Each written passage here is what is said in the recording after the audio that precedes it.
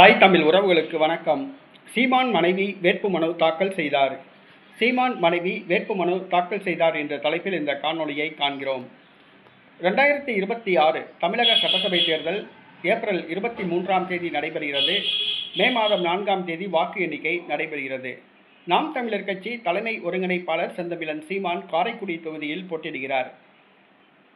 அவர் நேற்றைய தினம் தன்னுடைய வேட்புமனுவை தாக்கல் செய்தார். நேற்றைக்கு முன்தினம் காரைக்குடி தொகுதியில் புதுவயல் கிராமத்தில் பொதுக்கூட்டம் நடைபெற்றது. அந்த பொதுக்கூட்டத்தில் தேர்தல் பிரச்சார கூட்டத்தில் கலந்து கொண்டு உரையாற்றினார். அவர் பேசிய உரை அந்த தொகுதி மக்கள் மத்தியிலே மிகப்பெரிய ஒரு தாக்கத்தை ஏற்படுத்தியது. நேற்றைய தினம் காலை பவனியாக வந்து அவர் தேர்தல் அலுவலகத்தில் தனது வேட்புமனுவை தாக்கல் செய்தார்.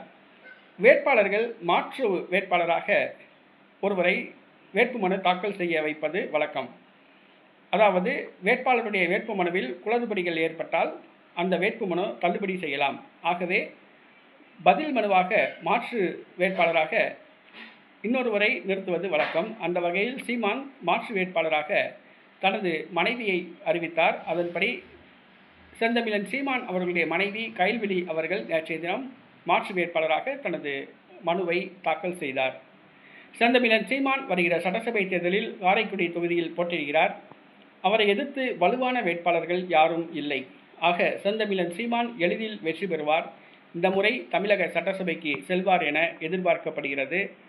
தமிழக வெற்றி கழக வேட்பாளராக மருத்துவர் பிரபு அவர்கள் பெயரளவுக்கு நிறுத்தப்பட்டுள்ளார். அம்மா மக்கள் முன்னேற்ற கழக வேட்பாளரும் பெயரளவுக்கு நிறுத்தப்பட்டுள்ளார். காங்கிரஸ் வேட்பாளர் மீது கடுமையான அதிருப்தி நிலவுகிறது. ஆக நாம் தமிழர் கட்சி தொண்டர்கள் களப்பணியாற்றி வருகின்றனர். செந்தமிழன் சீமான் வெற்றி பெறுவது உறுதி என்று முதல் கட்ட தகவல்கள் தெரிவிக்கின்றன.